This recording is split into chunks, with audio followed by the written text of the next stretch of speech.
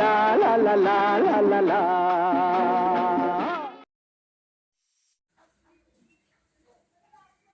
নমস্কার বন্ধুরা, আমি সিমগুলোকে এরকম ঝিরি ঝিরি করে কেটে নিয়ে এসেছি। আমি আপনাদের সিমগুলো দেখিয়েছি, ওই সিমেরই কিন্তু যে জিনিসটা আমি রান্না করতে চলেছি, এটা কিন্তু যে সিম আমি দেখিয়েছি সেই সিমেরই কিন্তু নিতে হবে। বাজারে কিন্তু অনেক রকম সিম পাওয়া যায়, সব সিমে কিন্তু এই রান্নাটা ভালো হয় না। দেখুন, আমি এই সিমগুলোকে এরকম ছিঁড়ে একটু আলু ভাজার মতন করে কেটে নিয়েছি। আমি এখানে কড়া বসিয়ে দিয়েছি, কড়াটা একটু আমার গরম হয়ে গেছে বেশি, তাই আবার আঁচটা একটু আস্তে করে দিয়েছি। আমি এখানে একটা শুকনো লঙ্কা কেটে দিয়ে দিলাম, আর এই আমার কাঠের যে ছোট চামচ, সেই চামচের হাফ চামচ কালো জিরে নিয়েছি। কালো জিরেটাও আমি দিয়ে দিলাম।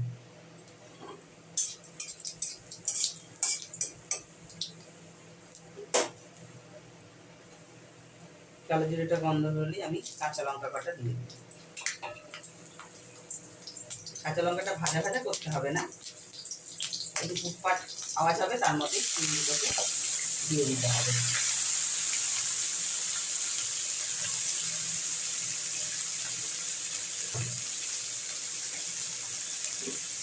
গ্যাসের ফ্লেমটা কিন্তু জোরেই করে দেবেন, একটু চিনিগুলো দিয়ে এরকম করে একটু ভাজা ভাজা করবেন।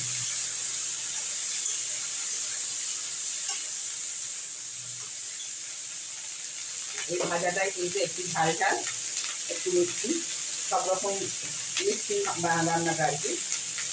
এই রান্নাটাকে বলে সিমের বটি ঝাল। সিমের বটি ঝাল যদি আপনারা খেয়ে থাকেন বা করেও থাকেন, কিন্তু এইভাবে একটু করে খেয়ে দেখবেন, খেতে কিন্তু খুবই ভালো লাগে। আর এই সবে সবে সিম যে উঠছে, সেই সিমেই কিন্তু করবেন। সিমের দানা মোটা হয়ে গেলে কিন্তু এটা খেতে ভালো লাগবে না। এগুলো কিন্তু একটু কচি কচি সিমে করতে হয়। দেখুন, আমার কিন্তু দানাগুলো একদমই কিন্তু এখনো বোঝা যাচ্ছে না, মানে সিমের দানাগুলো। আমি এটাকে একটু ভাজা ভাজা করবো।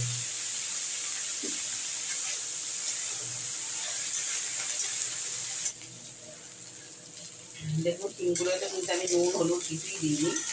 দেখুন, সিমগুলো কিন্তু আমার একটু নরম হয়ে গেছে।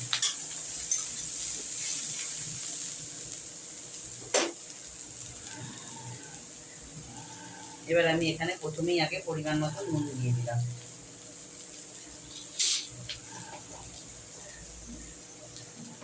তারপরে আমার এই ছোট যে কাঠের চামচ, এই কাঠের চামচের আমি 1 চামচ হলুদ দিয়ে দিলাম। তার সঙ্গে আমি একটা ছোট টমেটোকে কুচিয়ে রেখেছিলাম অর্ধেকটা, সেই টমেটোটাও দিয়ে দিলাম। দিয়ে এবার এটাকে একটু রাখুন। আর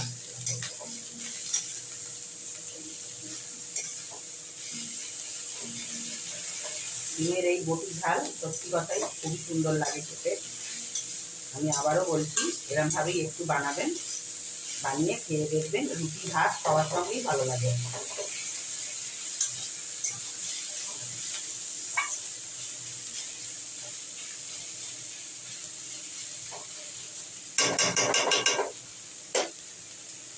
এবার একটু টমেটো সব কিছু দিয়ে নাড়াচাড়া করার পর আমি কাঁচা লঙ্কা তো দিয়েইছি, প্লাস আমি এখানে আমার এই কাঠের চামচের হাফ চামচ গুঁড়ো লঙ্কা, ঝাল গুঁড়ো লঙ্কা দিয়ে দিলাম। আমি আগেই বলেছি এটা একটু ঝাল ঝাল ভালো লাগে।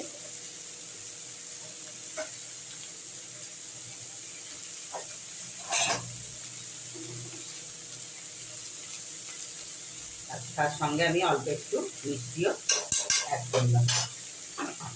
মিষ্টিটা একটু বুঝেই দেবেন, কারণ এখানে বেশি মিষ্টি ভালো লাগবে না। এবার এটাকে একটু এরকমভাবে নাড়াতে হবে। অনেকেই সর্ষে বাটা দেন, আমি সর্ষেটাকে একটু অ্যাভয়েড করি বলেই আমি কিন্তু এইভাবেই কচি ঝালটা রান্না করি। কিন্তু সর্ষে বাটা খেলে অম্বল হয় অনেকের।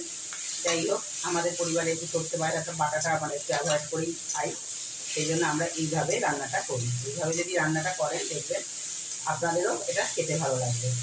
আর সর্ষে বাটা রান্না রুটি দিয়ে নিশ্চয়ই ভালো লাগে না, সেই জন্যই আমি এইভাবে করি। সুগার পেশেন্ট আছেন, তারাও কিন্তু এইটা অনাসে রুটি দিয়ে খেতে ভালো লাগবে। একটা সবজিও খাওয়া হলো, প্লাস একটা টেস্টি খাবারও তারা পেল। দেখুন এমন কিছু মশলাও নয়, এমন কিছু জিনিসও নয়, আমার কিন্তু অলরেডি মশলাটা ভাজা হয়ে গেছে। আমি এবার এখানে সামান্য একটু জল দিয়ে দিচ্ছি, যাতে মশলার সঙ্গে শিমটা একটু ভালো করে সিদ্ধ হয়ে যায়। এমনি এই দেখুন সিদ্ধ হয়েই গেছে, এখানে একদম কচি শিম। এবার আমি একটু এটা ঢাকা চাপা দিয়ে দেবো।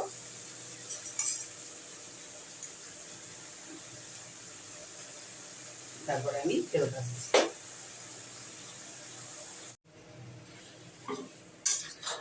দেখুন আমার শিমগুলো কিরকম একদম ভাজা ভাজা হয়ে গেছে।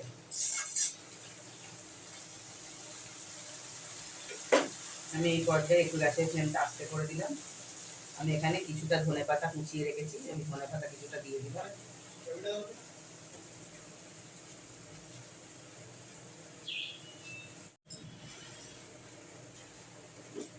ধনেপাতাটা দিয়ে একটু নাড়াচাড়া করে নেবেন।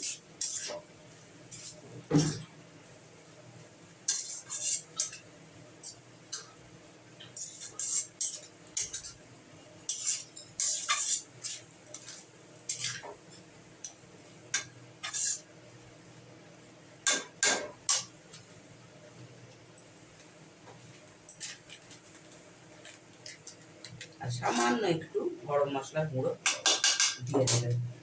শিমের একটা গন্ধ থাকে, অনেকেই শিমের গন্ধ হয়তো ভালোবাসে না, কি শিম খেতে ভালোবাসে না, এরকম ধনেপাতা আর গরম মশলার গন্ধ কিন্তু এই বটি ভাজা কিন্তু একদম পুরো অন্যরকম খেতে লাগবে।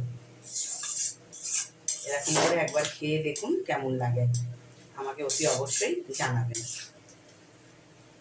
আমি আপনাদেরকে ভাতের সঙ্গে পরিবেশন করে দেখাচ্ছি।